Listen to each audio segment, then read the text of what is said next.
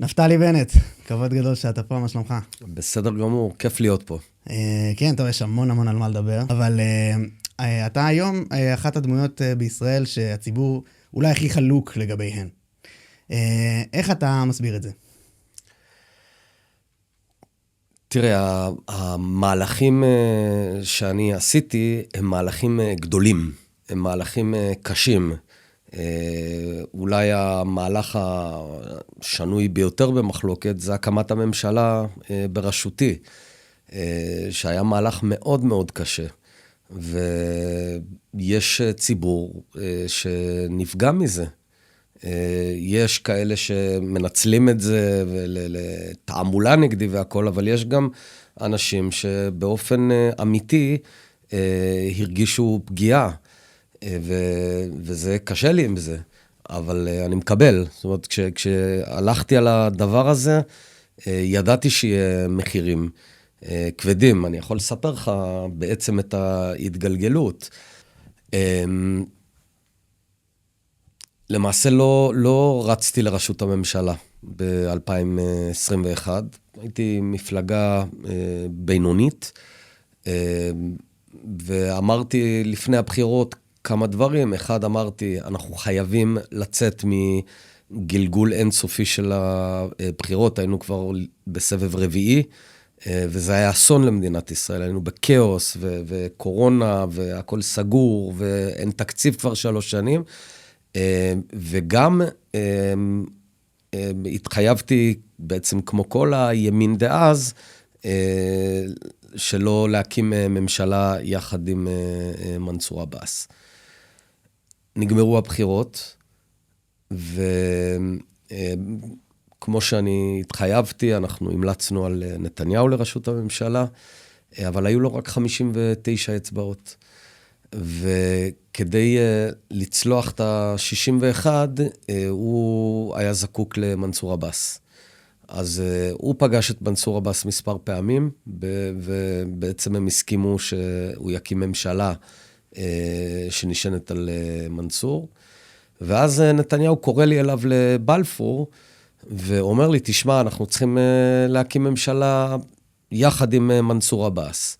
עכשיו, אני ככה משתומם בהתחלה, ואז הוא מתאר לי, אני לא הכרתי, הוא מתאר לי, תשמע, מנסור עבאס זה שונה, הוא רוצה קו אזרחי, קו של לחבר את הציבור הערבי למדינת ישראל, הוא לא מתעסק בפן הלאומני, הוא, ואני מצטט, הוא מעין סדת של ישראל, זאת אומרת, באומץ לב, ושווה שדבר איתו, כי הוא היה צריך את האוקיי שלי.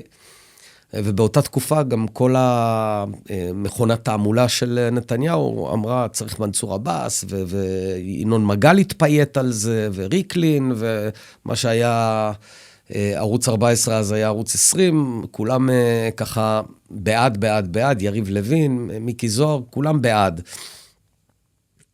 התחלתי לברר, וראיתי שהוא באמת שונה. אנחנו היינו על רקע, זה היה תקופת שומר חומות, כן. ואם אתה זוכר, נשרף בית כנסת בלוד, ומנסור עבאס הגיע, ועזר לצבוע, זאת אומרת, תראה שהוא רוצה.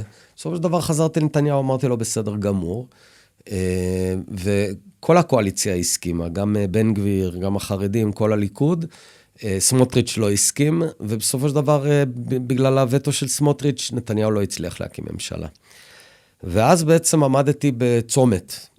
האם אני דבק באותה אמירה, וגורר את ישראל לבחירות חמישיות, כשבינתיים נתניהו מציע לי הכל, הוא אומר לי, אתה תהיה היורש שלי, אני אכניס אותך לליכוד, כאילו הרים וגבעות, ומאוד נעים, מאוד להישאר באזור הנוחות, רק עם בעיה אחת, אני גורר את מדינת ישראל לאסון. והחלופה הייתה להקים את הממשלה, ממשלה מורכבת מאוד, שמאל, ימין, דתיים, חילונים, וכן, גם ההישענות הזאת על רע"מ.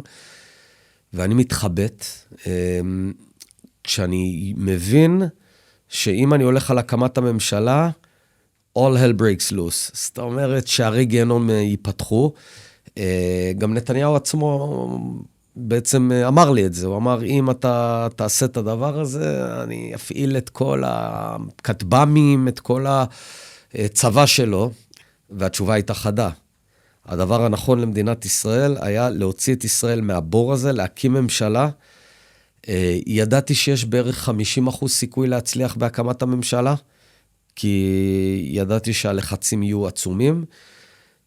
זו הייתה שבת בבית, אני כינסתי את משפחתי, דיברתי עם גילת, אחר כך הבאתי את הילדים למטבח, יש לנו אי במטבח, הם היו יחסית קטנים, אמרתי להם, תקשיבו, ניסיתי להסביר ככל האפשר, הם לא התעניינו בפוליטיקה בכלל, אני הולך על המהלך הזה, הרבה אנשים יגידו על אבא שלכם דברים נוראים, אני אפילו לא יודע אם זה יצליח, נותן לזה רק 50%, אבל תדעו שאבא שלכם עושה את זה בשביל המדינה. והם אמרו, בסדר, בכלל לא הבינו. כל זה בגלל עניין רע"מ? כן. רק זה? כן. אז הלכתי על זה. ואכן שערי גיהנום נפתחו. וואו, זה היה דבר מטורף. בוגד, עכשיו אותם אנשים בדיוק שיומיים לפני זה תמכו במנסור עבאס, כן, אותו ינון מגל שתמך במנסור עבאס, או ריקלין, או יריב לוין, או פתאום זה הדבר הכי נורא בעולם. שם יש הרבה צביעות, וזה היה על הקסקס.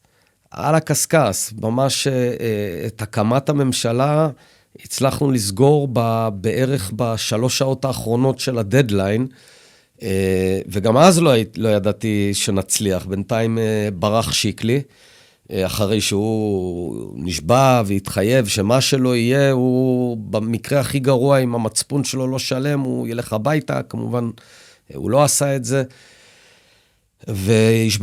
השבענו ממשלה על חודו של קול, 60-59. תראה, אני עומד מאחורי ההחלטה הזאת, אני גאה בהחלטה הזאת, כי עשיתי את מה שנכון לישראל, ובאמת הממשלה הייתה כמעט לכל הדעות ממשלה אפקטיבית, ממשלה מתפקדת, גם יריביי שכועסים, וזה מודים, בכלכלה ניהלנו מצוין, בפשיעה ניהלנו מצוין, ביוקר המחיה, בעצם בכל תחומי הפעילות המעשית, הממשלה התנהלה טוב מאוד, אבל היא נשענה על קואליציה של רוב של כל אחד, בסופו של דבר, אתה יודע מה, אני במקור, לא ידעתי אם הממשלה תחזיק שבוע, כשעבר שבוע אמרתי יפה, ואז עבר חודש יפה, הממשלה בסוף החזיקה קצת מעל שנה, והספיקה המון, אני גאה בזה, ויחד עם זה, זה דבר מורכב, אני גם מכיל את הכעס של חלק מבוחריי, חלק אחר מאוד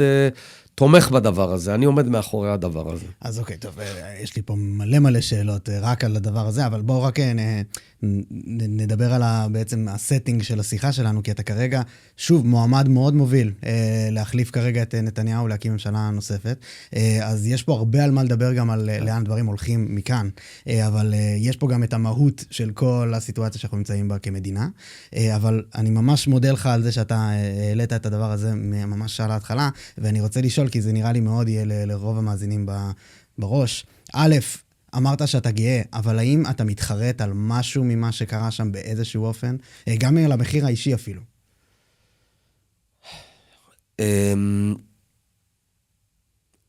קודם כל, האם היו שגיאות? בוודאי. בוודאי. אני אדם שלאורך כל החיים תמיד בחזית העשייה, אם כמפקד פלוגה בצבא, ואם כמנכ"ל בהייטק, מלא, אתה עושה, אתה שוגה, ובוודאי בפוליטיקה. אני חושב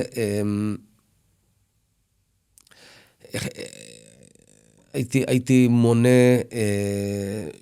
שתי שגיאות.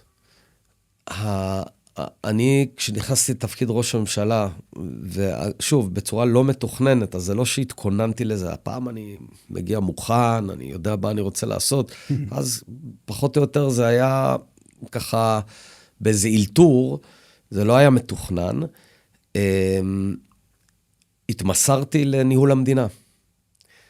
וכאמור את החלק של ניהול המדינה, אני חושב שיש קונצנזוס שניהלתי את המדינה לא רע.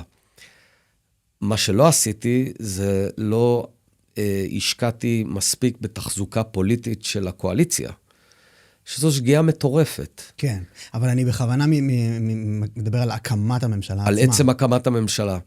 אני חושב שבדיעבד הייתי יותר זהיר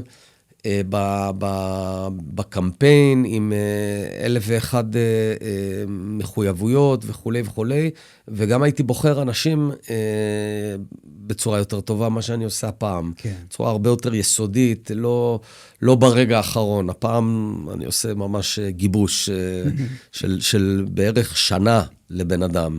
אז זה היה ביום האחרון. אלה הדברים העיקריים. כן.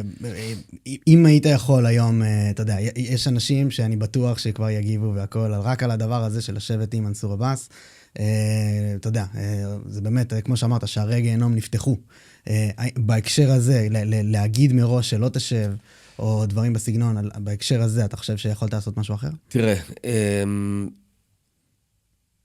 בסיטואציה היום, אל מול מה שאנחנו צריכים לעשות בממשלה הבאה, אנחנו חייבים רוב ציוני. חייבים רוב ציוני, מכיוון שבממשלה הבאה אנחנו צריכים לתקן מהיסוד את מדינת ישראל. מה שלא התיימרתי פעם שעברה. פעם שעברה, היומרה הייתה, ננהל טוב את ישראל, נתקן, הוצאנו את המדינה ממינוס לפלוס, הורדנו פשיעה, עשינו דברים יפים בניהול המדינה, אבל הפעם זה לא יספיק. הפעם המדינה היא על מסילה לאבדון, והמסילה היא מסילה דמוגרפית, המון קשור לאחינו החרדים, שיש להם דמוגרפיה מאוד חזקה, שזה בסדר. הבעיה היא שמחנכים את ילדיהם נגד הציונות, נגד שירות צבאי, נגד הדמוקרטיה, בלי מתמטיקה, בלי אנגלית, אנחנו מתאבדים. כן. זה אולי הדבר הבדיד הכי קריטי לתקן, כי אם לא נתקן את זה יהיה too late. היום 30% מילדי כיתה א', היהודים הם חרדים. אין בעיה. אבל אנחנו בעצם, מדינת ישראל היא מפעל שכרגע מייצרת בוגרי מערכת חינוך אנטי-ישראלים, אנטי-ציונים, שאומרים נמות ולא נתגייס. זה פסיכי. אז המהלך הזה, אתה לא יכול, והמהלך הזה לא יהיה קל. אני לגמרי מוכן עם זה, יש תוכנית, אני יודע איך לעשות את זה. זה הולך להיות בעצם הרפורמה הבדידה הגדולה ביותר בתולדות מדינת ישראל. הכנסת החרדים לישראל, כן. למערכת חינוך ממלכתית, לשירות צבאי, לתעסוקה, לא יהיה יותר אנשים שלא עובדים ומקבלים כסף מהמדינה, ובדיעבד כולם ישאלו איך לא עשינו את זה קודם, אבל התהליך עצמו יהיה כואב, קשה, רווי קונפליקט. אתה לא עושה דברים כאלה כשאין לך רוב ציוני. אנחנו צריכים להעביר חוקה מלאה למדינת ישראל, מה שאני בעבר לא חשבתי שצריך. אלה מהלכים שאתה לא עושה כן. כשאתה מיעוט ציוני. מבין לגמרי. ואנחנו נחזור לעניין הזה כן. בהקדם. אני רוצה אבל דווקא להתחיל ממשהו שבעיניי הוא המהות הגדולה ביותר, בטח של הבחירות הקרובות, אבל גם של התקופה האחרונה שאנחנו נמצאים בה, וזה באמת הדיון על הזהות היהודית של המדינה. ואתה אישית, משהו שלא יודעים לגביך, זה שאתה גדלת בבית מסורתי דתי, אבל היה לך רגע של עזיבה של הדבר הזה, ובעצם לאחר רצח רבין חזרת לחבוש כיפה. אתה יכול להסביר לי רגע על ההחלטה הזאת, ולמה היא הייתה ומאיזה מקום היא הגיעה? תראה, כל חיי גדלתי בשני העולמות, העולם של הציונות הדתית והעולם החילוני. אני נולדתי למשפחה חילונית. הוריי עלו מארצות הברית, מברקלי, מסן פרנסיסקו. הם היו פעילי זכויות אדם. אבא שלי נעצר במשטרה באמריקה, בהפגנה למען זכויות שחורים, במלון בסן פרנסיסקו שלא היה מוכן להשיג שחורים. אני מאוד גאה בו. ואז בתהליך מתמשך על פני בערך עשור, חזרנו בתשובה, ובעצם אני כבר גדלתי במיינסטרים של הציונות הדתית, חינוך ממלכתי דתי, חניך בבני עקיבא, מדריך בבני עקיבא, ובאמת בפס הייצור של בני עקיבא, אני עד היום באמת מקום בלב. בצבא בסוף המסלול, בסיירת מטכ"ל, סיימתי מסלול, ויצאתי לבה"ד 1 לקורס קצינים. אני רציתי להיות מפקד צוות בסיירת מטכ"ל, אבל לא הציעו לי לחזור. הציעו לי להישאר לוחם, אני רציתי לפקד על חיילים, אז יצאתי לצבא הגדול. הלכת למגלן. כן, לא ידעתי, כשיצאתי לבה"ד 1 לא ידעתי לאן אני אגיע, ובסופו של דבר יצאתי למגלן. בבה"ד 1 הורדתי כיפה, לא מטעמים אידיאולוגיים עמוקים, לא עכשיו עשיתי סדנה תיאולוגית, אלא מטעמי נוחות, רציתי להכיר עולם. וזו האמת, אתה יודע, הייתי שמח לעטוף את זה, אבל זו האמת הפשוטה. מעריך את האמת. וידעתי שבסופו של דבר, זאת אומרת, בסוף אני אדם מאמין, תמיד הייתי אדם מאמין, כשרמת שמירת המצוות היא כזאת או כזאת, אתה יודע, אני לא אדם מושלם, רחוק מזה. כולם נמצאים על סקאלה בהקשר. כן, כן, כן. אז זאת אומרת, האמונה שלי מאוד מאוד עמוקה, רמת הדקדקנות שלי בפרטי ההלכה היא משתנה לאורך החיים. אני לא האלוף בדבר הזה. ואז ככה הייתי, לדעתי, 3 שנים, הייתי מפקד צוות במגלן, מפקד צוות הסיור הראשון, הקימו פלוגת סיור, ואני הייתי מפקד הצוות הסיור הראשון, זה היה חוויה אגב מדהימה, כי פילסנו דרך למה זה להיות, מה זה צוות סיור בכלל. זה היה תחושת בראשית שכזו, ואז התמניתי למפלג הסיור לוחמים, זאת אומרת, פלוגה לוחמת המבצעית בלבנון, ושנה פיקדתי על מבצעים, והייתי מאוד מאוד מוערך. בסדר, כאילו במגלן עד היום זה שם דבר, והחיילים מאוד העריכו אותי, ואז נרצח רבין. וזה היה באמת הלם נוראי, אני הייתי בקולנוע באותו ערב בחיפה עם חברה שלי,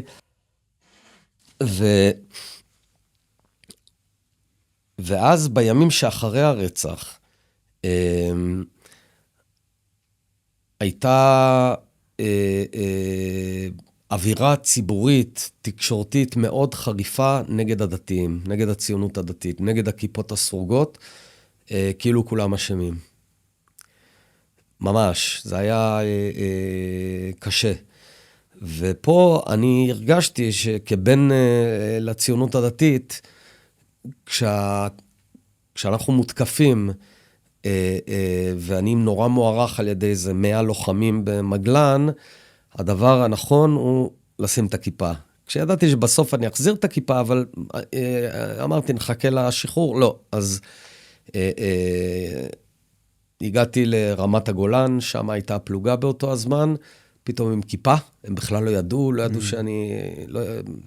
ובסדר, אתה יודע, יש דיסטנס מסוים, אז לא התחילו לשאול אותי שאלות, אבל זו הייתה אמירה שלי, כשהקבוצה הזאת מותקפת, ולא בצדק, כי יגאל עמיר זה יגאל עמיר, אבל הציונות הדתית הרחבה לא אשמה ברצח, זו הייתה התרומה שלי למי שהיה אז תחת התקפה, אנדרדוג בהקשר הזה. כן, אז בעצם משהו אצלך בחיבור הזה בין העולמות, כי אתה גם עשית הרי אקזיטים מאוד גדולים, אתה מאוד מזוהה עם העולם הליברלי והגלובלי, אבל משהו בחיבור שלך לישראל וליהדות בתוכה מרתק בעיניי, אתה גם היית, אתה יודע, עובדתית, החובש כיפה היחיד כראש ממשלה, אם אני לא טועה. נכון.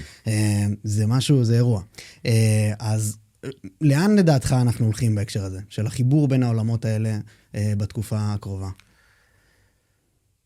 יש לנו פה בחירה.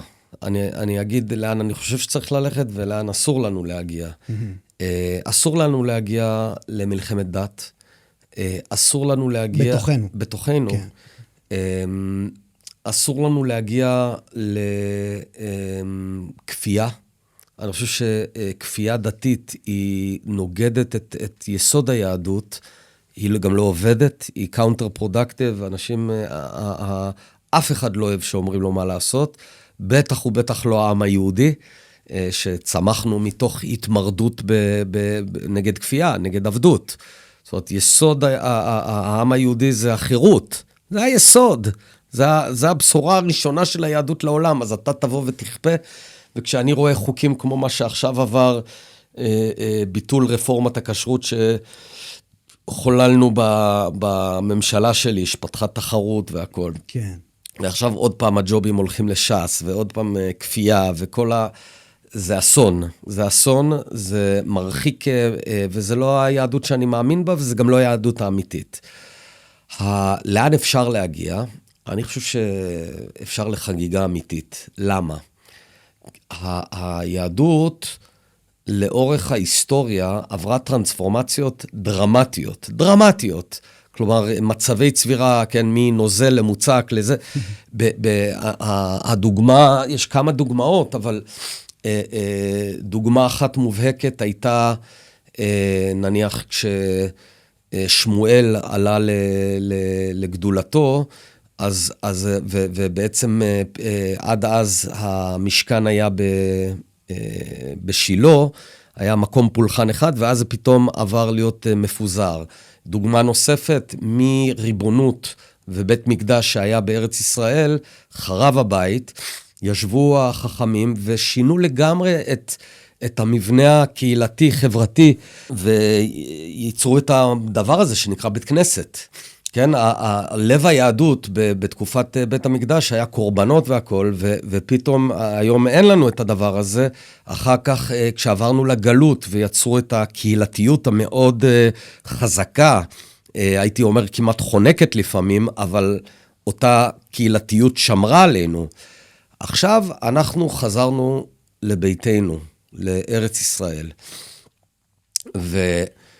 והיהדות חייבת לעבור חזרה למצב הצבירה המקורי של היהדות, שזה יהדות ישראלית. יהדות ישראלית המובהקת זה התנ"ך. הדמויות בתנ"ך הם בעיניי הסמל לאיך אנחנו צריכים להתנהל. מה זה הדמויות בתנ"ך? זה דמויות מאוד ארציות, שחיות פה, מתפרנסות, עובדות את האדמה. אתה יכול להריח בספר רות, את בועז מסתובב בשדות החיטה, וזה העם היהודי בארצו, הוא לא, היהדות מעולם לא קידשה את ההיבדלות מהחיים, אלא להפך, את החיים עצמם. זאת אומרת, אצלנו אין תופעת נזירות, והנזירים המועטים שיש זה דבר מגונה. החז"ל אומרים זה לא דבר טוב. בדתות אחרות, כן, הכומר לא מתחתן. אצלנו בוודאי שהוא מתחתן, עושה ילדים, זה גם אפשר לנתח גנאולוגית, למה זה היטיב עם העם היהודי לאורך דורות. כן. תמיד הבת של השיר של העיירה התחתן עם הרב, שהוא הרבה פעמים היה האיש הכי חכם, אז היה השבחת גנים. הכומר היה האיש הכי חכם, כן? אבל אין לו צאצאים, אז זה פגיעה. אפשר לנתח את הדברים האלה, אבל ולכן היום בעיניי היהדות האמיתית צריכה להיות חגיגה. זאת אומרת, אפס כפייה, והמון יצירה פה בארץ, אין חשש להתבוללות, אז אנחנו לא צריכים להיות מכונסים, אנחנו לא בעיירה בליטה, או בתימן, בצנה, או במקנס. אנחנו בבית, הכל בסדר, כולם יהודים, ולקבל כל אחד כפי שהוא, לחגוג את זה. ולא, כמובן, הסיפור הזה של חברת הלומדים, זאת אומרת, חברה שלמה, מגזר שלם שהוא מנותק מהוויית העולם, לא צריך לעבוד, לא צריך לשרת, אין לזה שום יסוד יהודי. בתנ"ך הגיבורים שלנו לחמו, כן. יהושע בן נון, יפתח, גדעון, דוד, שאול, כולם היו גם ביזנסמן, כולם עבדו. ברמה של אתה עצמך, זה בדיוק הדמות של... אז אני שם, אין אצלי דיכוטומיה בין הדברים, אני גם הבן אדם שיכול להסתובב בתל שילה ולהתפעם, פשוט להתפעם שפה היה המשכן ולדמיין את הפיקניק שאנשים עשו על הגבעות מסביב לשילה אחרי שהם הקריבו, הם יצאו עם הבשר, בעצם זה על האש, הם כן הלכו ואכלו ואז שברו את הכלים, היה שם איזה נועל. כן.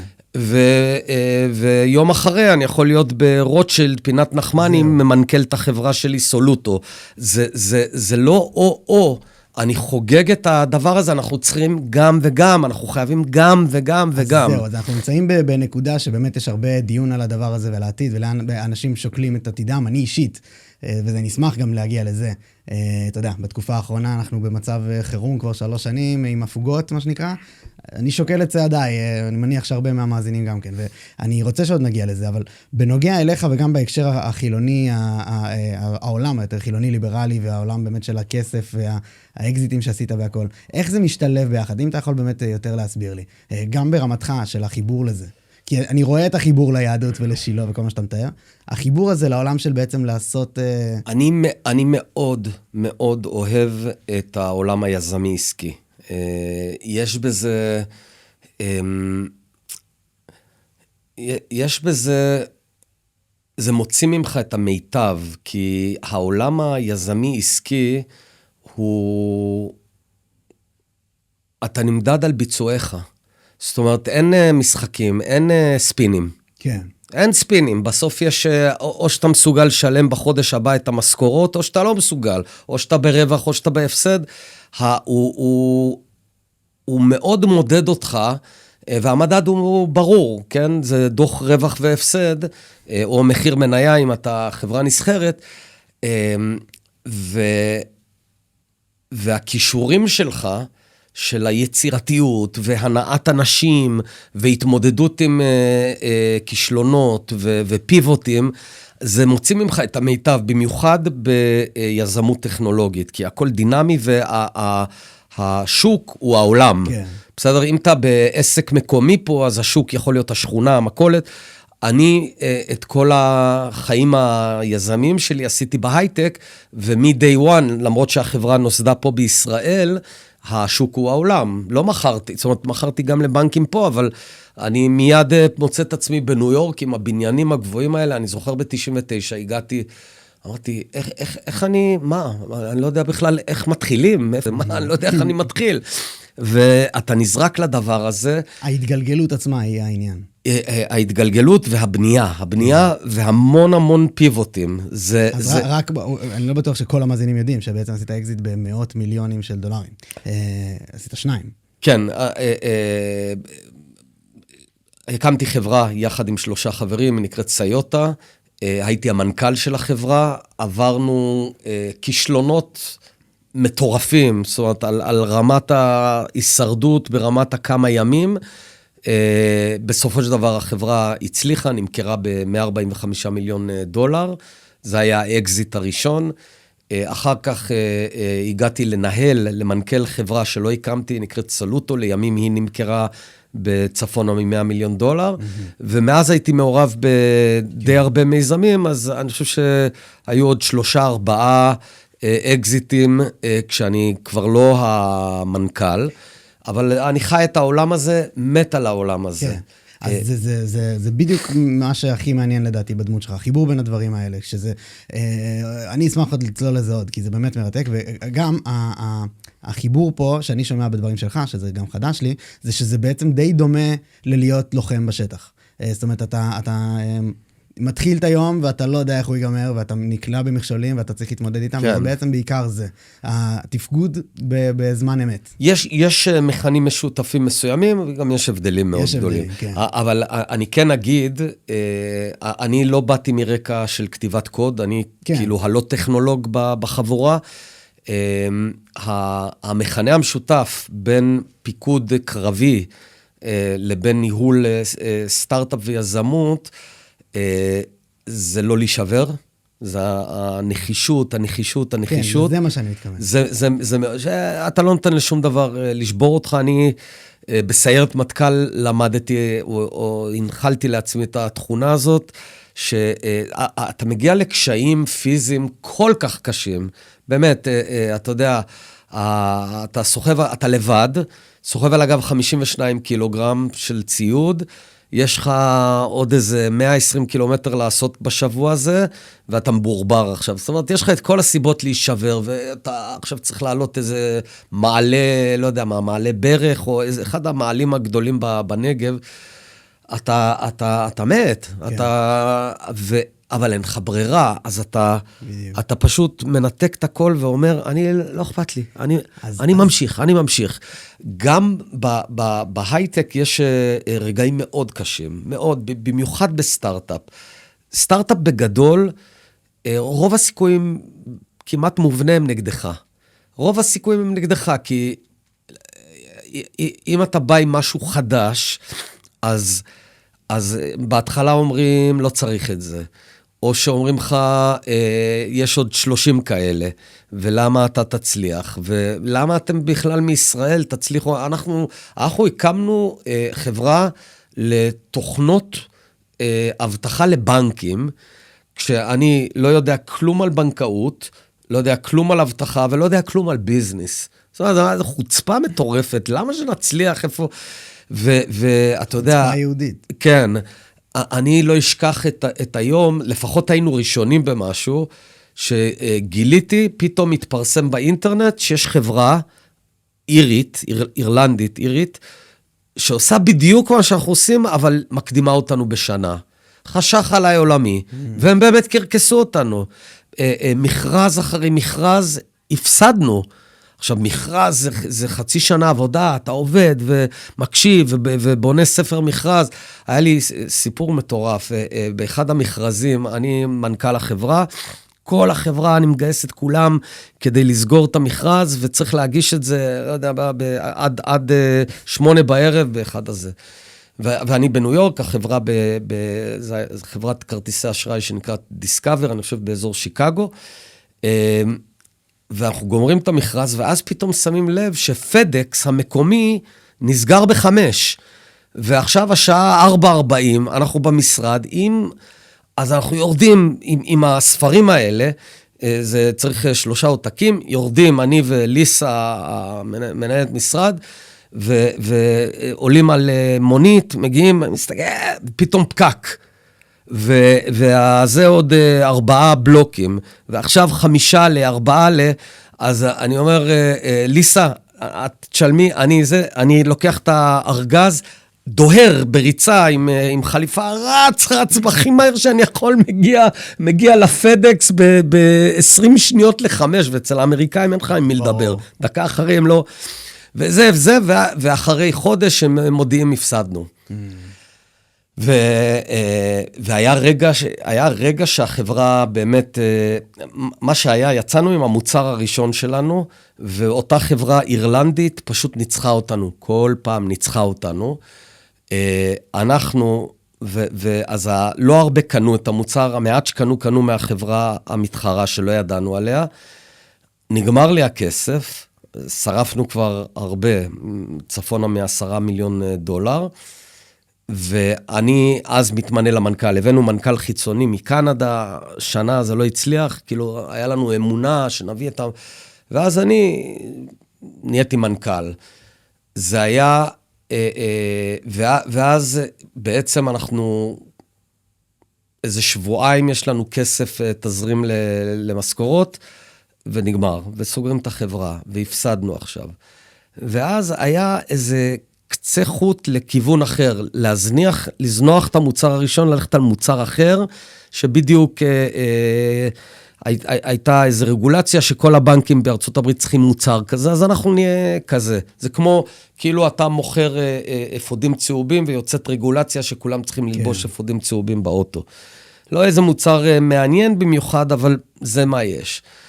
ואני הולך למשקיעים, ואומר להם, תשמעו, המוצר ההוא, אנחנו נזנח אותו, יש עכשיו את האפשרות הזאת של המוצר החדש, כל הבנקים צריכים, אנחנו נוכל להיות הראשונים, בואו, אבל אני צריך $5 מיליון, אני חותך את החברה ב2/3, כן, היה צריך לפטר 2/3 מהעובדים, זה היה נורא.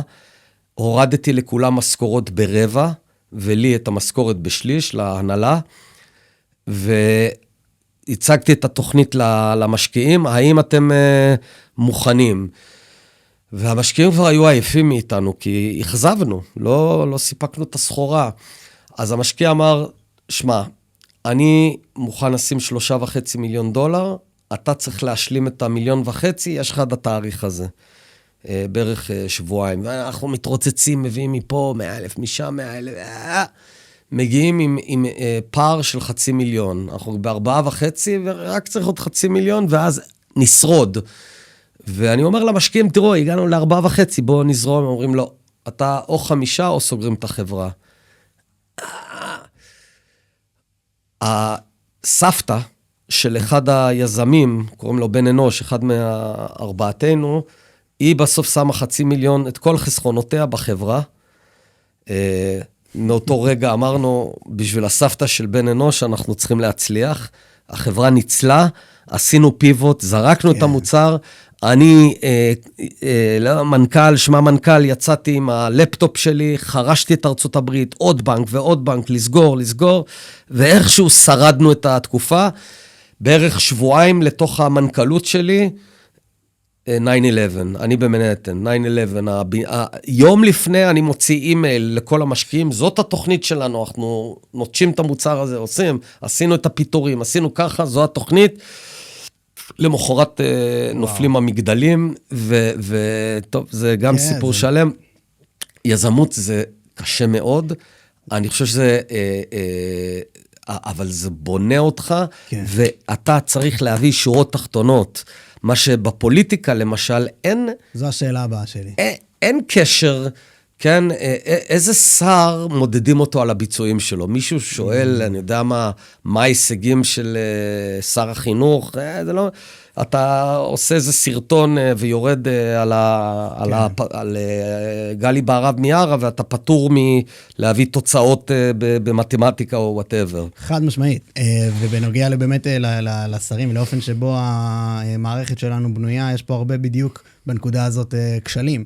אבל דווקא בנוגע להיות ראש ממשלה, לנהל את האירוע הזה, לפי מה שאני מבין מרוב האנשים שהיו בתפקיד הזה שדיברתי איתם, פה וגם מבחוץ, זה בעצם הרבה מזה דומה. זאת אומרת, אתה קם לבוקר ואתה לא יודע איך הוא ייגמר, ואתה צריך לקבל החלטות, ואתה הרבה פעמים עושה גם החלטות לא טובות, אתה צריך לזוז. הדבר שהרגשתי מאוד מהר, ממש דקות לתוך התפקיד, וזה ליווה אותי בכל התפקיד, אתה ראש מדינה שהיא בסכנה קיומית מתמדת. כן, שזה שונה מכל. זה אחריות עצומה. כלומר, נניח אם אתה ראש ממשלת בלגיה, או ראש ממשלת, לא יודע מה, איטליה, אתה יותר טוב, פחות טוב, הכלכלה תעלה, תרד, איכות החיים, בסדר. אבל אין סכנה שמחר איטליה תושמד. הדבר הכי, שהכי ישב עליי כראש ממשלה היה הדבר הזה, ולכן בתעדוף שלי, קודם כל המיקוד זה ביטחון. ביטחון.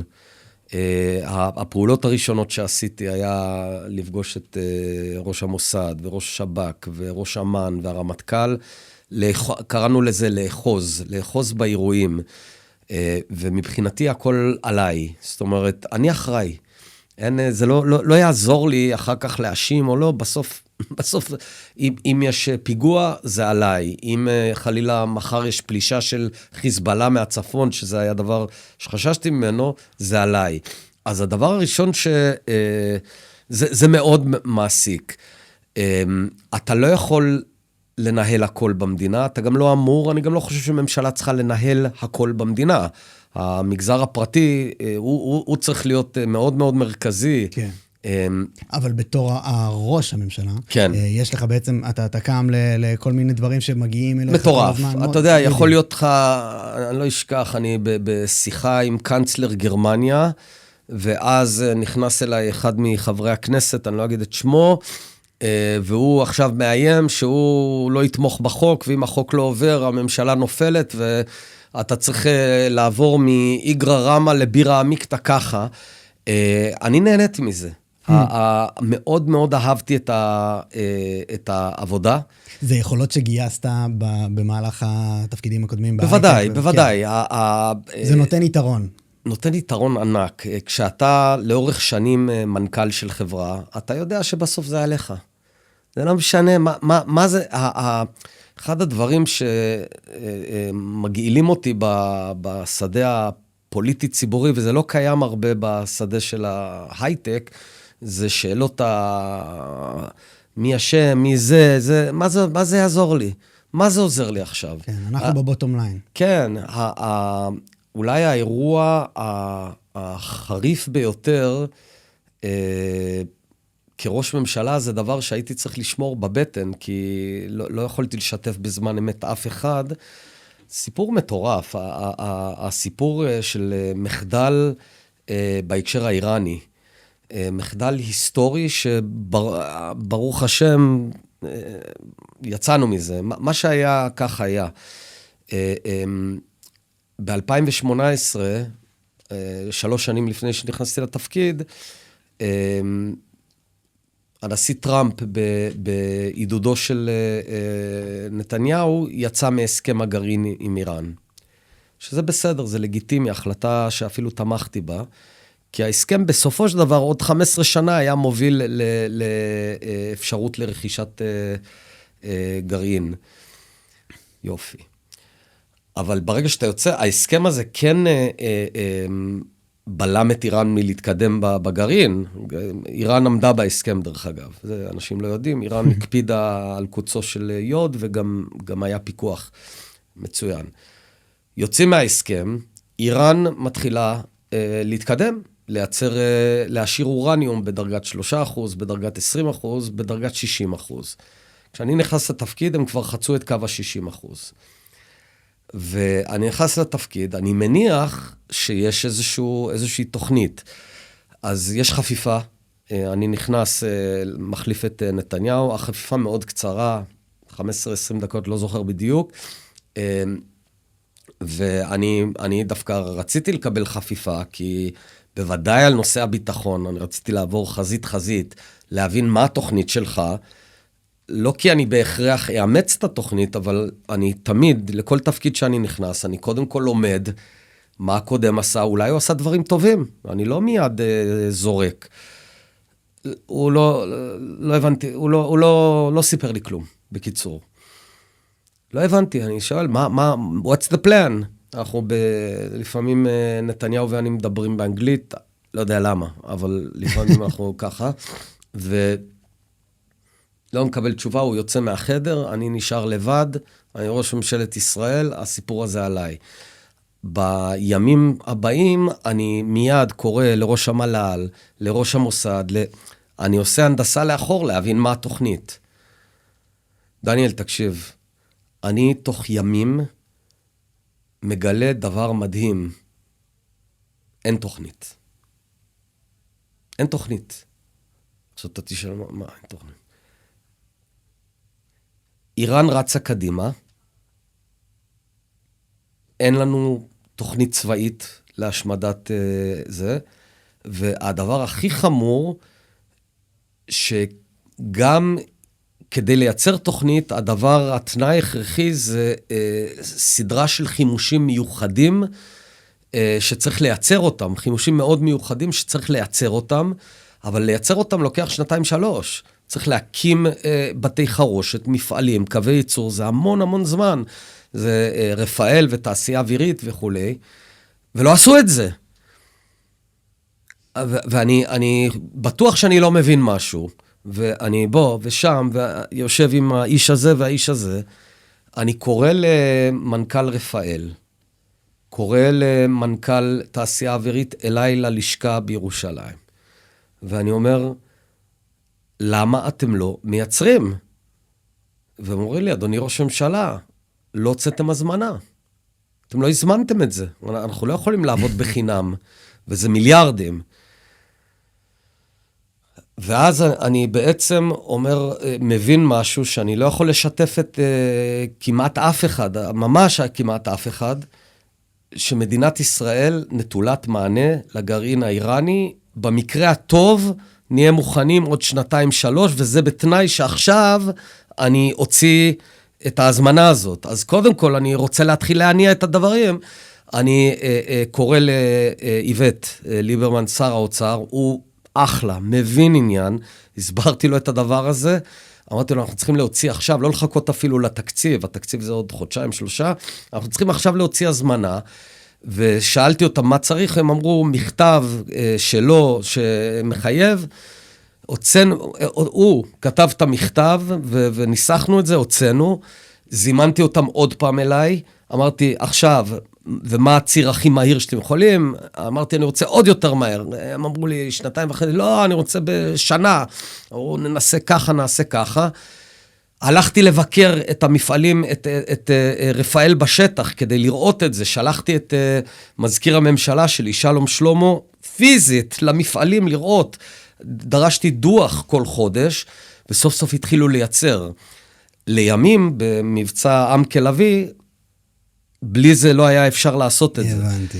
זה דבר מטורף. עכשיו, אני בתחושה נוראה, כי זה לא עוזר לי עכשיו, מה זה יעזור לי? אז בסדר, אז ביבי אשם, שזה נכון. אז מה? אז הוא אשם. נו, אני ראש ממשלת, מה אכפת לי?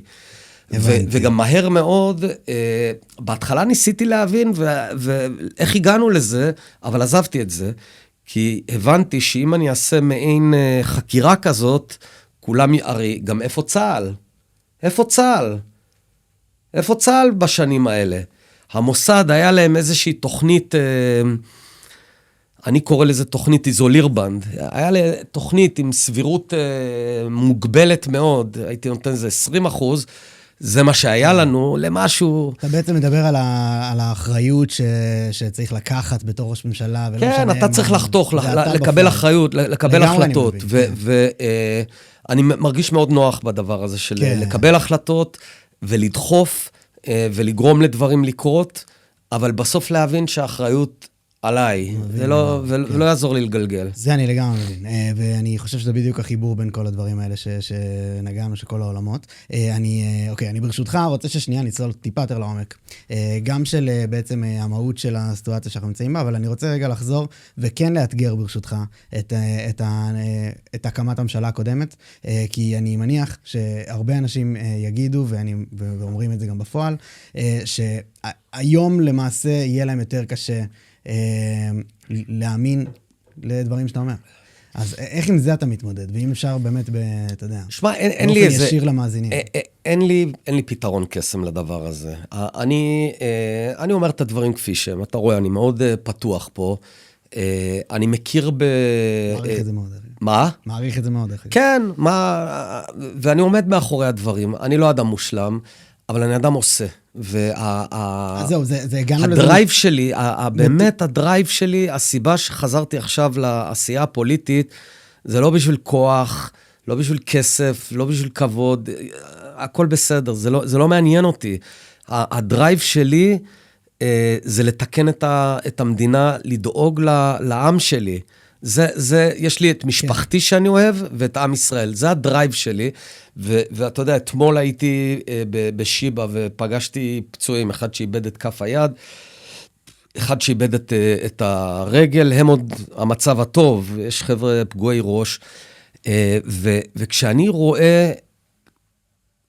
רואה אנשים בעם ישראל, שסובלים ומשלמים מחירים כל כך נוראים, בגלל טמטום, והנהגה נוראה, זה אני לא מסוגל. יש דברים חיצוניים, אתה יודע, כשיש צונמי, יש צונמי, אבל כשאתה יודע שכישלונות והחלטות לא ענייניות של ההנהגה שלך מובילה, לסבל נוראי של העם שלי, אני חייב לתקן את זה. אבל בוא תנסה רגע להיכנס לראשם של מאזינים, של כאילו, אתה יודע, של אזרחים, של בוחרים, כן. שבעצם מנסים לברור כרגע, אנחנו בדיוק במאני טיים של הבחירות הקרובות, מנסים לברור איך בכלל מקשיבים, למי להקשיב. אני אגיד לך, יש לי הצעה. במקום להתביית על אותו אירוע, יש לי משהו אחר. תסתכלו איך הייתי ראש ממשלה. הייתי בתפקיד, אני לא חתול בשק, הייתי בתפקיד הכי קשה שקיים בעולם, משך מעל שנה, עם כל הזרקורים עליי, ניהלתי 2 גלי קורונה מאוד מורכבים, כי החיסון כבר לא עבד עד הסוף באומיקרון, בדלטה, ניהלתי גל טרור, ויצאנו למהלך שובר גלים. ירשתי מדינה בגירעון, החזרתי מדינה בעודף תקציבי. ירשתי מדינה בעלייה של פשיעה, אז בדברים האלה ניהלתי את הקואליציה הכי מורכבת בתולדות מדינת ישראל. אני לא שואל אבל בכוונה למה להצביע לך, אני אפילו רוצה להוציא את זה. רגע, אבל אני רוצה פשוט להוציא את זה דווקא אפילו ממך, כי אני באמת, אני מהאסכולה של לא מאמינים כמעט לפוליטיקאים בכלל. אני רוב מה שפוליטיקאים אומרים, אני לוקח בערבון יותר ממוגבל, כאילו אני לא זה, אבל הרבה אנשים מאוד הרגישו, ספציפית מההחלטה הזאת שלך בזמנו, אכזבה אישית.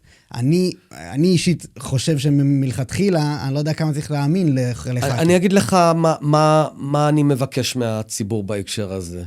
יש לי מצפן אחד. המצפן הוא, הקלפים שאני אקבל, אני אעשה את הכי טוב שאני יכול לעשות למען העם שלי, למען המדינה שלי. זהו.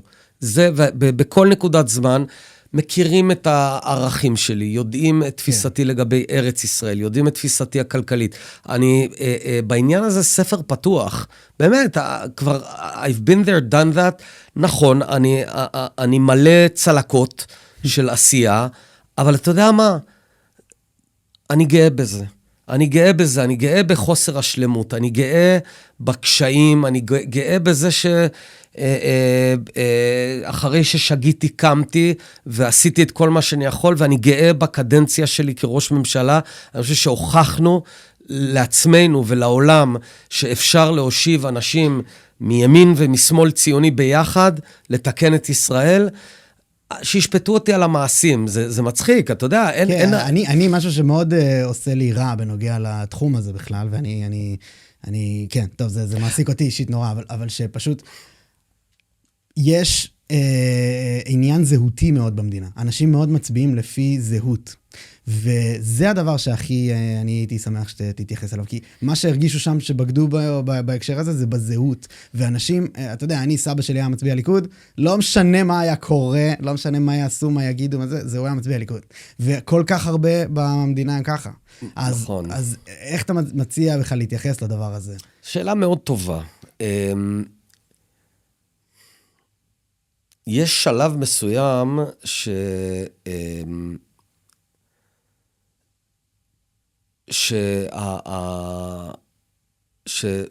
שמחנות פוליטיים, שזה לא דבר רע, זה דבר טוב, זה דבר שבדמוקרטיה טוב שיש תסיסה, טוב שיש וקטורים שונים שמושכים, זה מהות נשמת אפה של דמוקרטיה. יש שלב שזה הופך מטוב לרע, וזה כשזה הופך להיות פוליטיקת זהויות. כן. מה זה פוליטיקת זהויות? זה אומר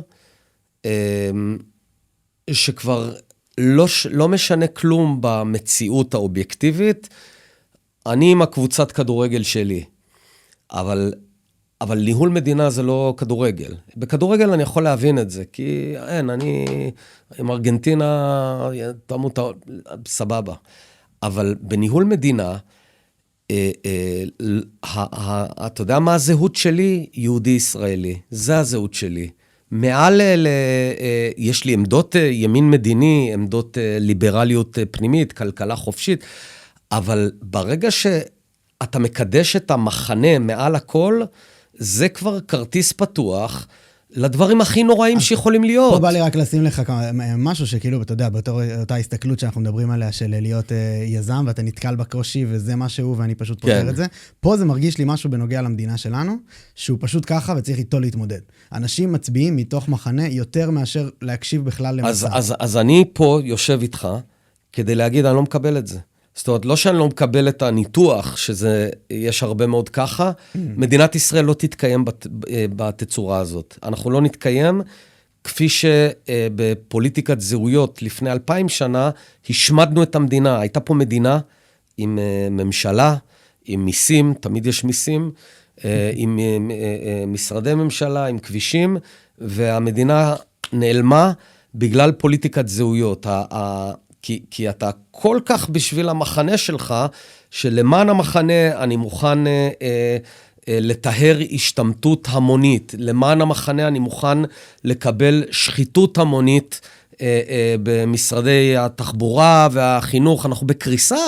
מערכות המדינה בקריסה. מערכת החינוך בקריסה. מערכת התחבורה בקריסה. הפשיעה אנחנו עם כאוס בחוץ, ברחובות, רואים את זה, כן? רק בימים האחרונים, פשוט כל בוקר, הוא יורה על ג'פניקה, הכל בסדר. לא, אבל אני ביביסט, או אני לא, לא, לא, לא, אני דוחה את זה. אם אנחנו עם חפץ חיים שרוצים לחיות בארץ ישראל כמדינה יהודית דמוקרטית, אנחנו צריכים מספיק אנשים טובים שיגידו, הזהות שלי זה יהודי ישראלי ציוני, ואני מתעלם מעל מה שנקרא מחנה הימין, אני לא יודע מה הימין בזה. מה שהם עושים זה אנטי-ציוני. לבזות את חיילי צה"ל, לתקוע להם סכין בגב, זה לא ימני. זה בושה וחרפה. ימין ושמאל זה כבר איבד הרבה מהמשמעות שלו. אבל דווקא... וכשיש, שנייה, פעם נאמר שהפטריוטיות היא מפלטו של הנבל. אז אני אגיד פה, המחנאות זה מפלטו של השר הכושל. מה אני מתכוון? את שרת תחבורה. אנחנו בקטסטרופה של תחבורה ציבורית על הפנים, פקקים הכי גדולים, אז איך אתה מתגבר על זה? אתה הולך לערוץ 14 ויורד על השמאלנים. ואז אתה מקבל מחיאות כפיים, ואז סולחים לך על הכל. כנ"ל צד שני. נכון. גם יש התבטאויות מחרידות של יאיר גולן, שלפעמים קם בבוקר, ובוחר לטנף על המתיישבים ביהודה ושומרון. למה? אז בסדר, זה מה שאני אומר, משחקים לתוך הפוליטיקה. נכון, אבל אנחנו לא חיות, אנחנו בני אדם. יש לנו את הדבר הזה שנקרא בחירה חופשית. אני מצפה מהעם שלנו שיתעלה מעל הפטנטים האלה של עכשיו השמאלנים, הימנים, ואני אומר את זה שוב, כאיש ימין מדיני מובהק. אתה ימין? אני איש ימין מדיני מובהק. אני ליברל, אני לא רוצה הגדרה, כי היום, מה זה ימין? אם ימין זה להיות בעד השתמטות, אז ממש לא. אם ימין זה להיות בעד שחיתות ממוסדת. לא. אם ימין כל זה לא. אבל, בסדר, אבל הנה, הממשלה עכשיו ביטלה רפורמה מדהימה בכשרות, ביטלה, מחירים יעלו, זה ימין, לא עשתה שום רפורמה בפירוק מונופולים, זה ימין, אז אני לא יודע מה זה, אני יהודי, ישראלי, ציוני, עם עמדות מובהקות ביחס לארץ ישראל, עם עמדות ליברליות מאוד, פנים ישראל, נגד כפייה דתית, בעד כלכלה חופשית, בעד רגישות לחלשים. תשאל אותי לגופו של עניין, אני לא רוצה אני לא אקבל את התו הזה, כי זה משחק אז אני אגיד לך בוא נגיד, הדעה הרווחת בנוגע למונחים, זה משהו שהגיע דווקא יותר בזהות היהודית של המדינה, וביחס אתה יודע, הנוספים בשטחנו ובגבולותינו. כן. וזה משהו שבעצם, ללכת עם מנסור עבאס, זה מה ששיבש לאנשים את ההקשר הזהותי.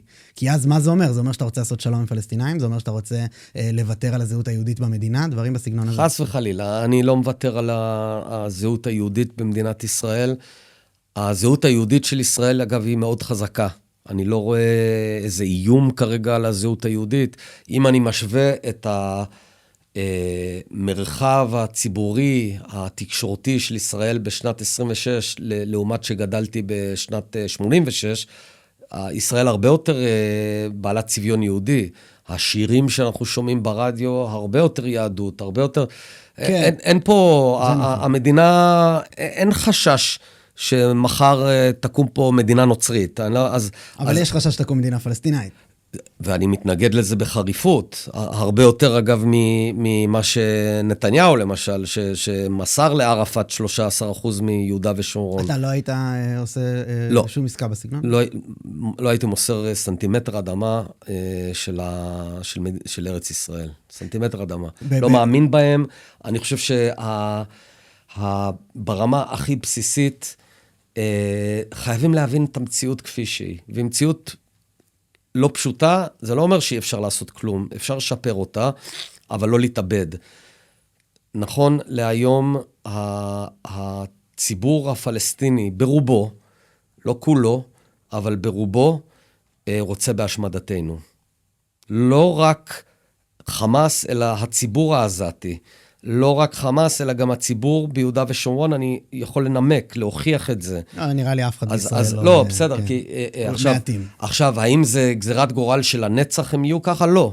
לא, יכול להיות, אם אנחנו היום נעשה פעולות נכונות, נפרק את אונר"א, שיצרה סביבם את אתוס הפליטות הנצחית, נפסיק את ההסתה בבתי הספר ונתעקש על זה, נפסיק pay to slay, את התשלום לרוצחים, אז יכול להיות שעוד 15 שנה יקום דור שפחות שונא את ישראל, זה יכול לקרות. אבל נכון להיום, אם אתה מחנך מגיל 0 שהיהודים הם חזירים, שהם השטן וצריך להרוג אותם, אז בגיל 16 אתה תצא להרוג אותם. כן. אז בדיוק בנקודה הזאת, אנשים, נראה לי עכשיו, בדיוק לקראת הנקודה שאנחנו הולכים עליה עם הבחירות, לא יודעים איפה למקם את האנשים שאנחנו רוצים להצביע עליהם. אז אני דווקא שואל בהקשר של אפילו לא ישירות עליך. ברמה של לקחת את מה שהחברי כנסת, המתמודדים לבחירות, אומרים לפני הבחירות. ואתה יודע, איך לקחת את זה? באיזה רבון ובאיזה צורה להתייחס לדברים? כי הם 90%, אתה ממש לא מקרה עם הדבר הזה של לשבת עם מנסור עבאס, למרות שאמרת שלא. זה כל כך לא חריג, כל הזמן קורה. בוודאי, תשמע, אתה יודע, כן, ההתנפלות הזאת של המכונת התעמולה של ביבי, היא מגוחכת, כן? מי שחרר אלפי מחבלים? אני או סמוטריץ', בן גביר וביבי? הם שחררו אלפי מחבלים. מי מסר שטחים לערפאת? אני או ביבי? מי הכיל בלונים, בלוני תברה? אז אתה מבין, כל הדברים האלה לא נוגעים בזהות כמו לשבת עם מנסור עבאס. אז אני חושב שזה חרטה. אני חושב שזה החלטה צינית, פוליטית של המכונת תעמולה, ואני חושב שמי שנופל במלכודת הזאת הוא קורבן, אבל... יכול להיות שאתה נפלת במלכודת שלהם? מה אתה מתכוון? שאתה סיפרת בהתחלה כמה בעצם הביאו אותך, אתה יודע, גם נתניהו וגם כל המסביבו וכל ינון מגל וריקלין וכל... אמרו כמה זה יהיה החלטה טובה והכל, ואתה בעצם מי שנשא את האחריות על ההחלטה. לא, הם עשו את זה לא בשביל להפיל אותי במלכודת, הם עשו את זה כי הם רצו להקים ממשלה עם מנסור עבאס. ינון מגל רצה להקים ממשלה עם מנסור עבאס, ביבי רצה להקים... בסוף אתה מזוהה עם ההחלטה הזאת. בסדר, תשמע, שוב, אני נושא באחריות למעשיי, אני לא מתחרט על זה, אני עומד מאחורי הדבר הזה, כואב לי שכואב ושנפגעו אנשים, ואתה יודע, אתה לומד מזה. כן. אז אוקיי, אז אני אשמח שבאמת מפה נגיע יותר גם למהות של הסיטואציה שאנחנו נמצאים בה, וגם בעצם איזה דברים אתה היית רוצה שיקרו, ולאנשים שבעצם שוקלים להצביע וזה, ובעצם לדבר אליהם. אבל קודם כל, בעניין בעצם משהו שלא קיבלתי לגמרי, לא הבנתי עד הסוף את עמדתך בנוגע, זה עניין בעצם המצב חירום שאנחנו נמצאים בו, וההקשר היהודי לדבר הזה, של בעצם על זה אנחנו, בעצם זה המחיר אולי, של עצם ההתעקשות שלנו על מדינה יהודית במרחב הספציפי הזה. לאנשים כמוני, אתה יודע, גרים תל אביבים וליברליים וזה ששוקלים את צעדיהם לעתיד. והמון, גם במשפחה שלי, בחברים שלי, עוזבים וגרים היום במקומות אחרים בעולם. אני שוקל את זה בעצמי. וואו. מה יש לך להגיד לאנשים כמוני וכמוהם? קודם כל זה כואב לי מאוד, מאוד, מאוד. אולי זה אחת מנקודות הכאב המרכזיות שהובילו אותי לחזור עכשיו לעשייה הציבורית. כן, היו כמה אירועים בשנים האחרונות של אנשים שהופתעתי שזה כמו ביתה בבטן. כשאני שומע על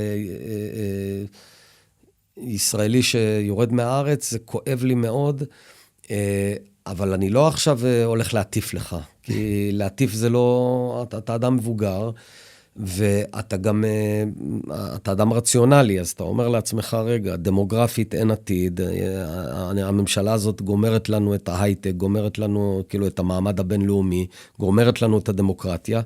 אני לאו דווקא אומר את זה, אבל... לא, לא, בסדר, אז מה שאני רוצה להגיד זה הדבר הבא. אני נחוש לתקן לא רק את ההתנהלות הנקודתית, האיומה של הממשלה הנוראית, ולתקן את כל הנזקים, אלא ברמה הבסיסית,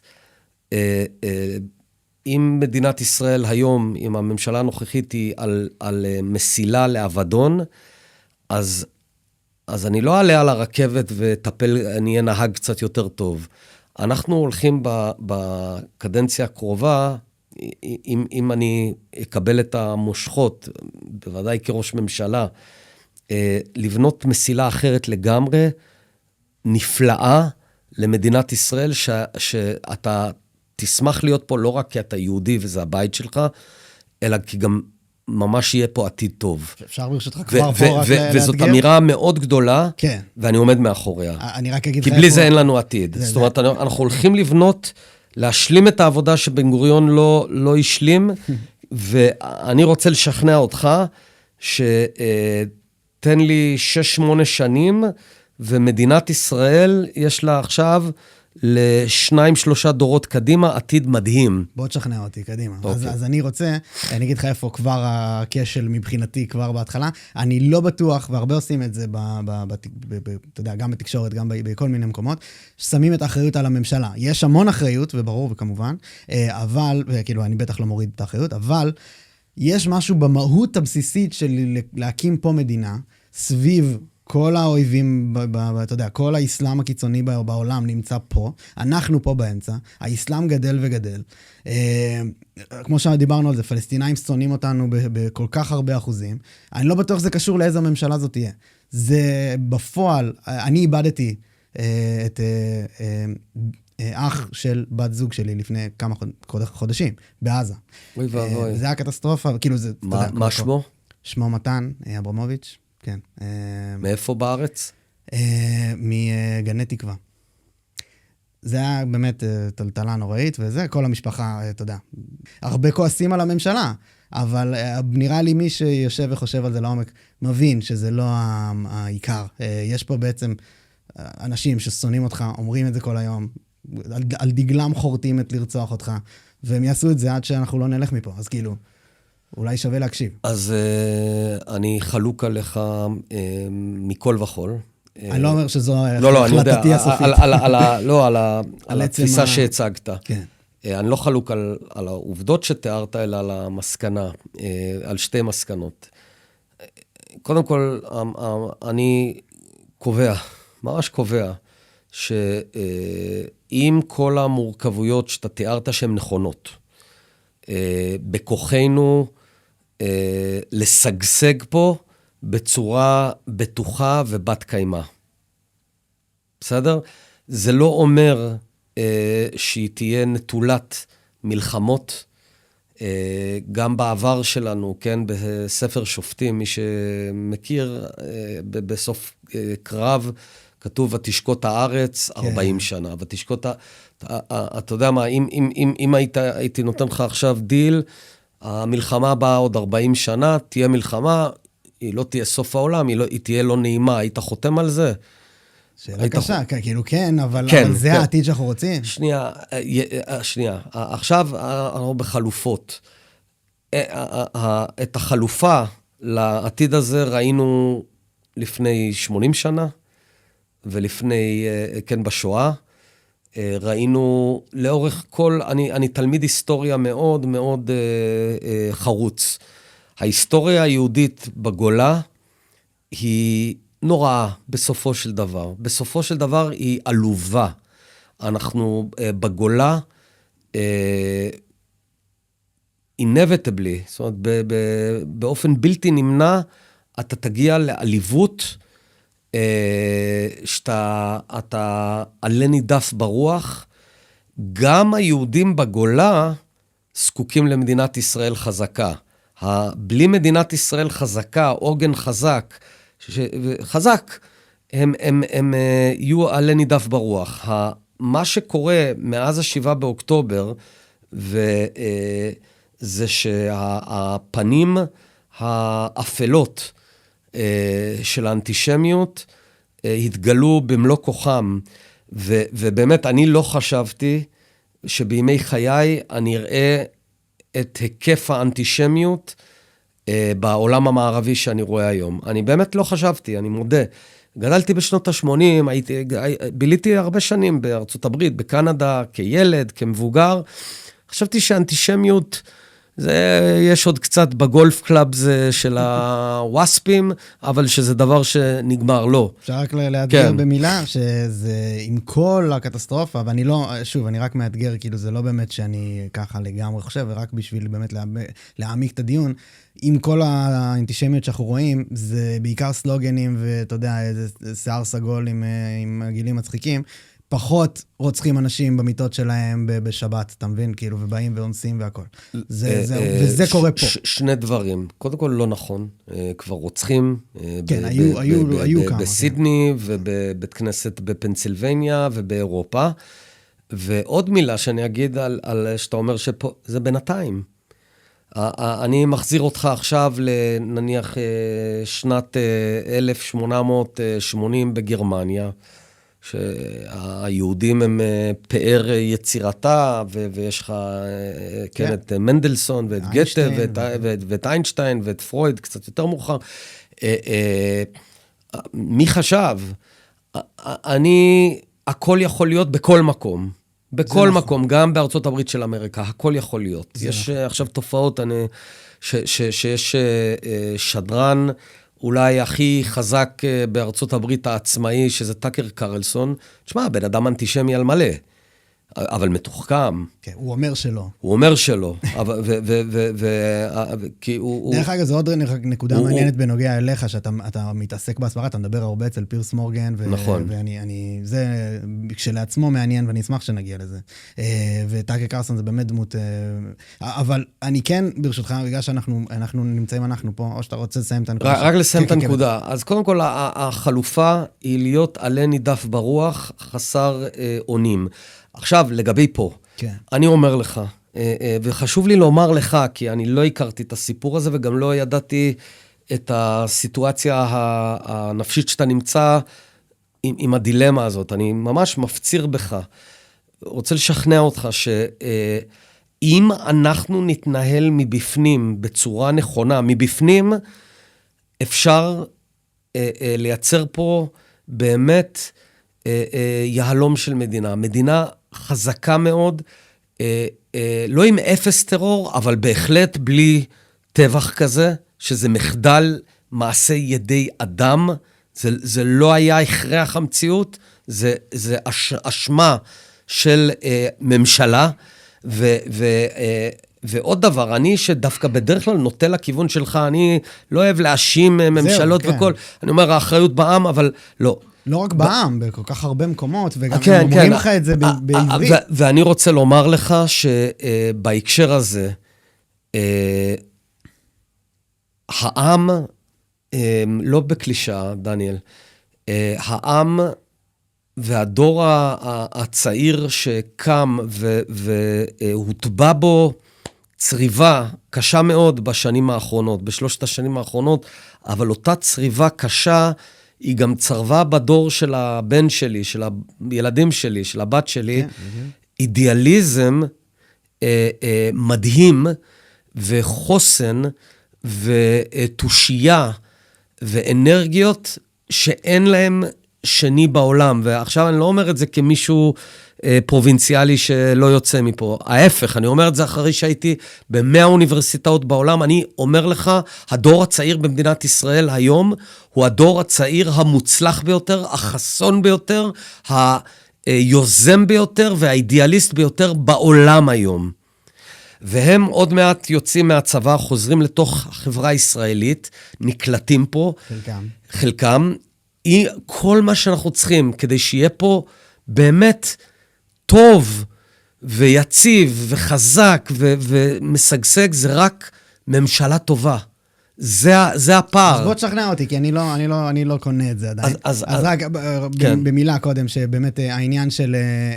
בסדר. שאתה אומר על אנשים שיוצאים תכף, והצעירים שיוצאים מהצבא, כמות הסיפורים הזוועתיים, באמת, אח שלי זה הדור הזה, והצבא הזה, הוא היה כאילו בדיוק, אתה יודע, בסדיר, שכאילו, אז כל החבר'ה שלו, יש לו חבר מאוד מאוד קרוב, שהיה במקרה לא נמצא בנחל עוז, כי היה במבצע, כל המחלקה הלכה לגמרי, אין בן אדם אחד שנשאר מהצוות שלו. מגולני.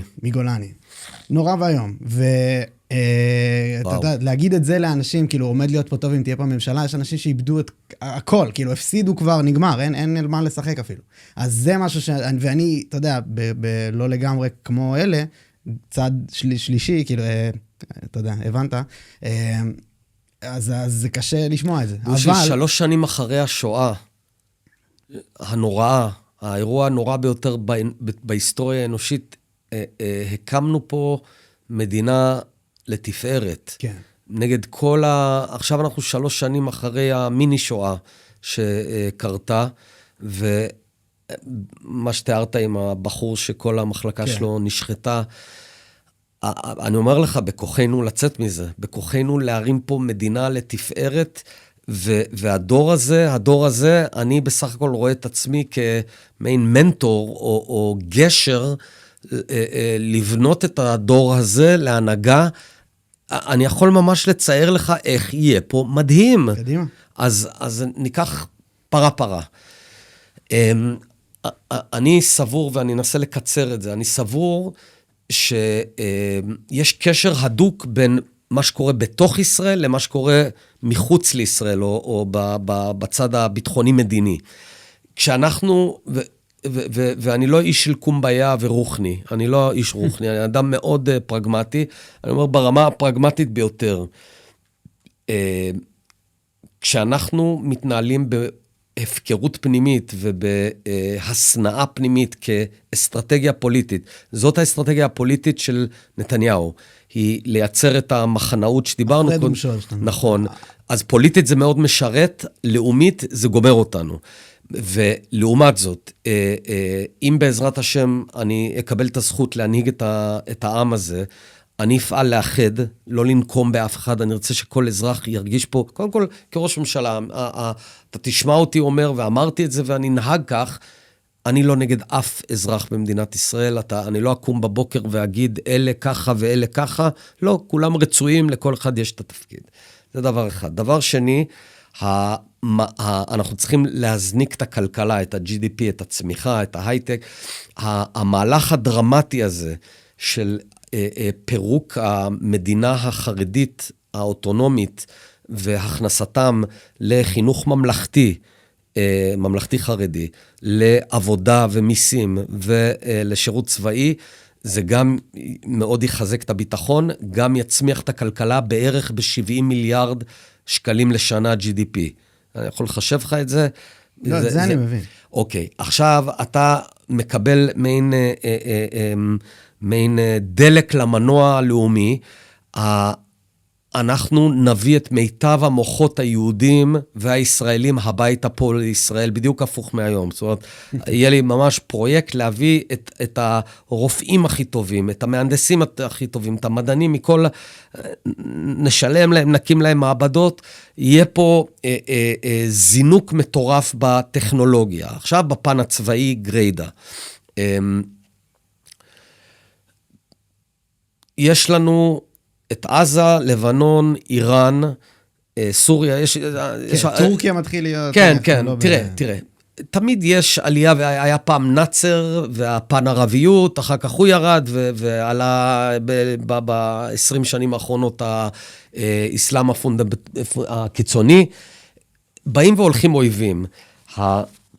המפתח שלנו זה להיות מאוד מאוד חזקים, חזקים כלכלית, חזקים במרקם הפנימי, להפסיק את כל המריבות הפנימיות האלה, ולהתנהל מדינית בצורה נכונה. אני מאוד מאמין בשלום כלכלי, על בסיס כלכלי, ביזנס. עם מדינות. עם מדינות. כן. אבל זה עדיין, יש דבר אחד שזה לא עונה, בכל הדברים שאתה מדבר עליהם, שזה בעצם האנשים עצמם שמבצעים פה את הפיגועים והטרור. נכון, נכון, אבל... איך עם זה אתה מתקדם? רגע, בסדר, פרה. אני אומר לך שבעבודה נכונה אנחנו יכולים להגיע לשלום עם הסעודים. השלום עם הסעודים זה ממש בהישג יד. זה ברור. זה בהישג יד וזה יקרה. זה לא יכול לקרות כשיש לך סמוטריץ' ובן גביר שעושים פיגועי הסברה כל יומיים ומוציאים את שמנו לרעה. זה קורה, זה יוצר לך קסקדה של עוד שלום בעצם מול כל מדינות ערב, מול אינדונזיה. אתה ביקום חדש, אתה גם יוצר פיבוט מאוד חזק, כלכלי, לכיוון הודו, אינדונזיה, המזרח, לא על חשבון ארצות הברית, אבל אני כן ער לדינמיקה המאוד מסוכנת שקורית בארצות הברית, אתה רוצה לעשות hedging, לפזר את הסיכונים. ואז אתה כבר יוצר ברית של ישראל עם מדינות ערב המתונות, שהן מתאבות את האסלאמיסטיות הקיצונית עוד יותר מאיתנו, ואתה מתחיל לבודד אותם בשלל פעולות, מדיניות, ביטחוניות, כלכליות, לא רק בהפצצות. אני לא נגד שימוש בכוח צבאי כשצריך, אני בהחלט בעד, אבל זה לא יכול להיות הכלי היחיד. אתה לא יכול להיות נגר שיש לך רק פטיש, אתה צריך גם מסור, אתה צריך גם עוד כלים. ולמשל, אז כשאתה לוקח פרה, בלבנון, בהתנהלות נכונה, יש היום הנהגה לבנונית שהיא רוצה בטוב, כן? הממשלה, מצד שני יש את חיזבאללה. כן. לב העניין זה בסופו של דבר איראן, כי היא מקרינה, קראתי לזה דוקטרינת התמנון, הטרור האיראני יושב בטהרן, שולח את זרועותיו לכל עבר, ולאורך עשרות שנים, כל היום רבנו רק עם הזרועות, ולא נגענו באיראן. אני אגיד לך בתמצית את איראן. איראן זה משטר שהוא לא בר קיימא. הוא בסופו של דבר ייפול. עכשיו, מה זה הביטוי בסופו של דבר? זאת השאלה. אם בסופו של דבר זה יכול להיות 5 שנים, זה יכול להיות 30 שנה, הוא ייפול מאוד דומה למשטר הסובייטי שבסופו של דבר נפל. התפיסה שלי היא לעשות הצבר של פעולות, לא לבד, יחד עם שותפינו באזור, יחד עם ארצות הברית, פעולות רכות בעיקר, אפשר גם קינטיקה, אבל פעולות רכות, להעצים את האופוזיציה הפנימית, לתת להם כלים, לדוגמה, להכניס להם מקלטי סטארלינק, כדי שפעם הבאה שיחבו להם את האינטרנט, הם יוכלו להדליק מחדש. המון פעולות, להחליש, עד שהדבר הזה יתמוטט, והוא יתמוטט. עד אז אנחנו צריכים לבלום את הגרעין, אנחנו צריכים בסופו של דבר לדאוג שהמשטר האיראני ייפול לפני שמשיגים גרעין. זאת האסטרטגיה שלי בתמצית, דבר שהתחלתי לעשות, הממשלה הנוכחית לא המשיכה לצערי, לו היא הייתה ממשיכה, יכול להיות שהאופוזיציה בגל המהומות היה מצליח להפיל, אבל לא הפעם, אז זה יקרה פעם הבאה.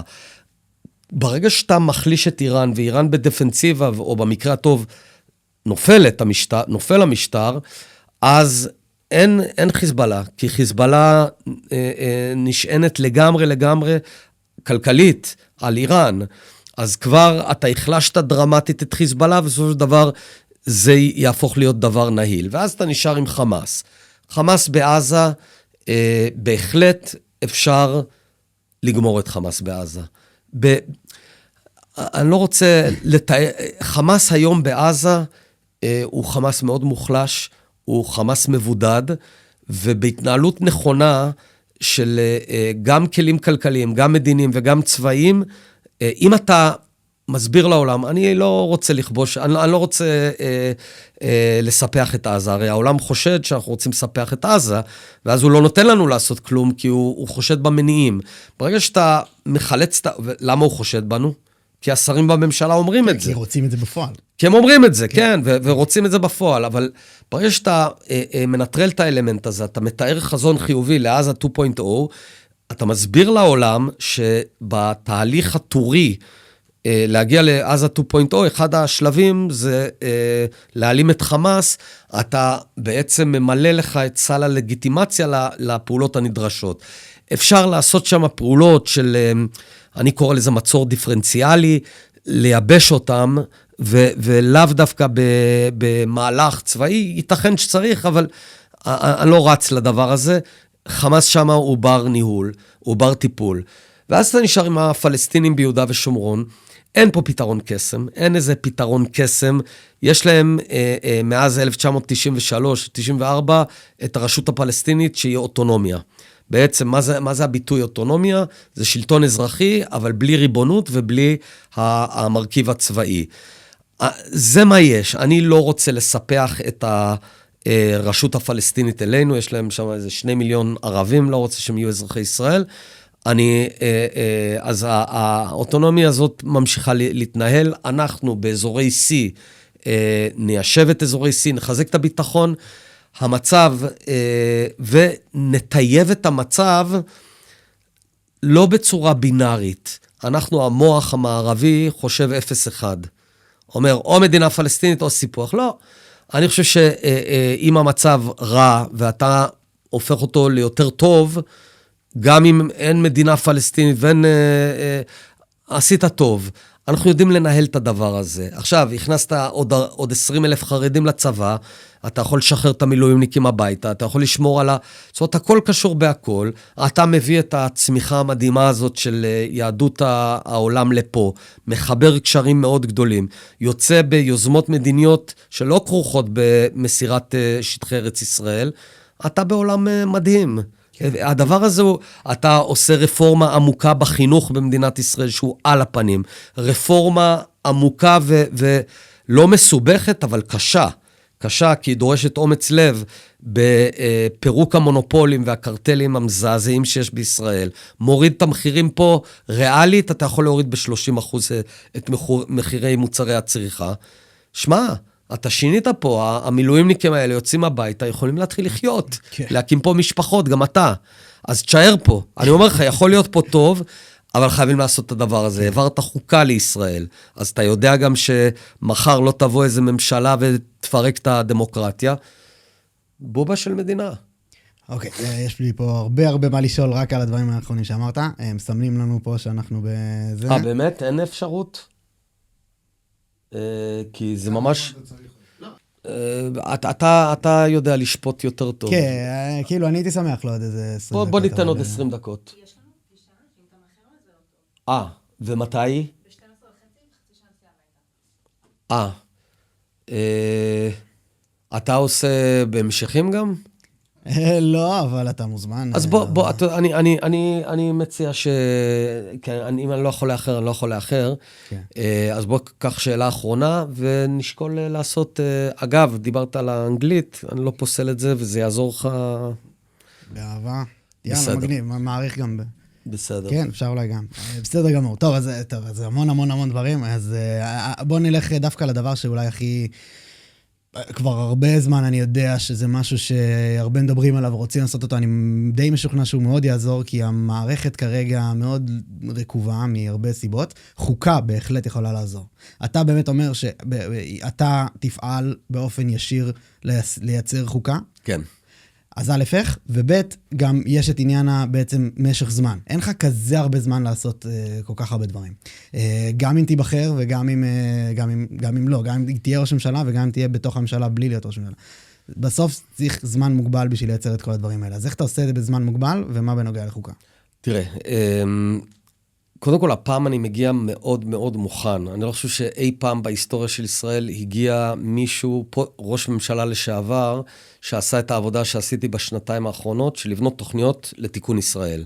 הבאתי את כל המומחים, יש תוכניות כלכליות, ביטחוניות, חינוך, הכל, אבל אתה באמת צריך לבנות את זה נכון.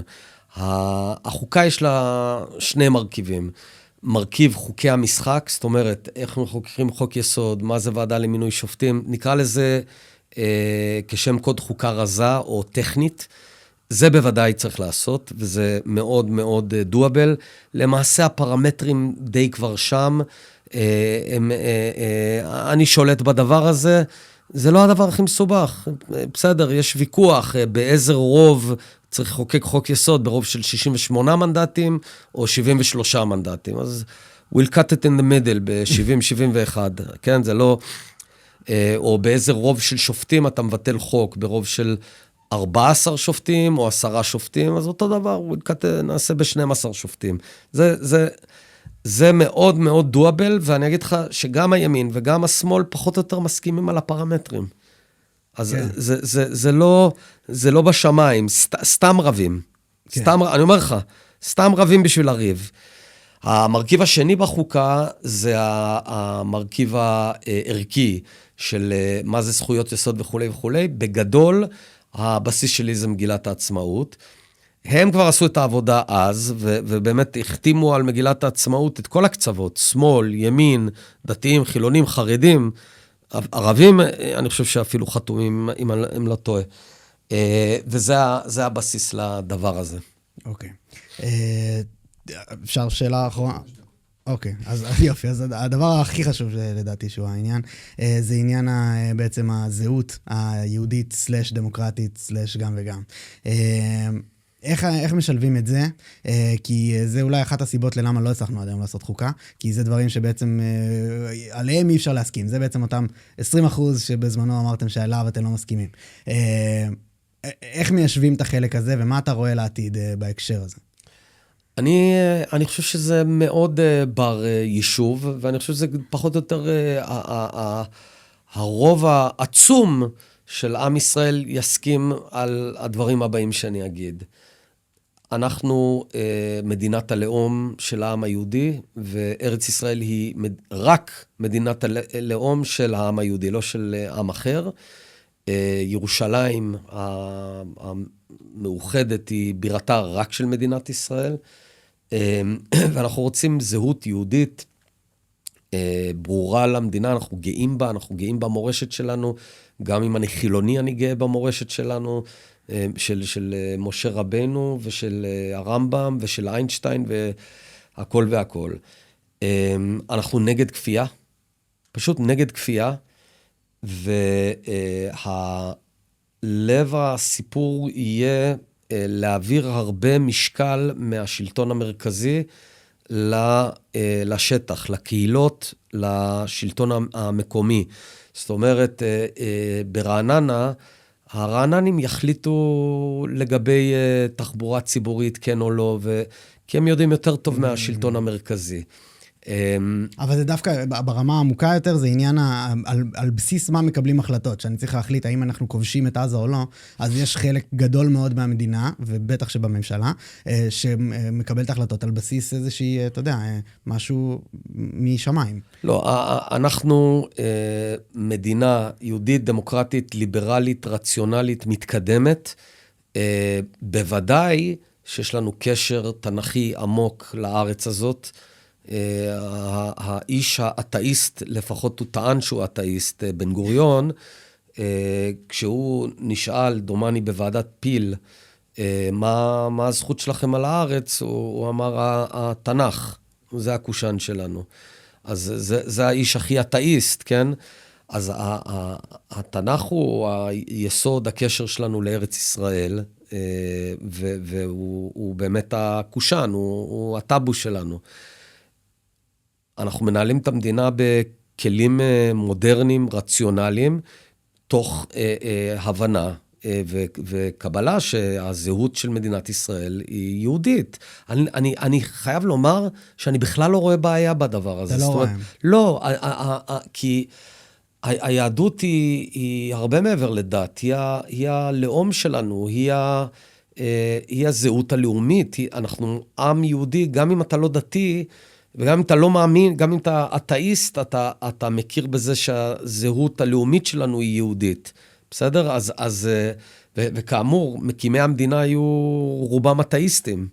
שזה דבר מדהים, אבל זה לא צמצם במילימטר את הקשר ההיסטורי שלהם לארץ ישראל. אני לא רואה פה... פשוט בתנ"ך יש את, אתה יודע, פרת ועד החידקל, ויש הרבה שילכו על פי זה לפני הכל. אנחנו, ארץ ישראל, אגב, ארץ ישראל התנ"כית ברובה, יש קצת עבר הירדן, זה נכון, ראובן, גד וחצי שבט המנשה, אבל היא די דומה לגבולות הנוכחיים שלנו, כולל כמובן יהודה ושומרון. אוקיי, אז לא, אנחנו לא מדברים על הגדה המזרחית של הירדן, הכל בסדר, אנחנו מרוצים מארץ ישראל כפי שהיא, לא צריך עכשיו לכבוש את ביירות או את, לא יודע מה.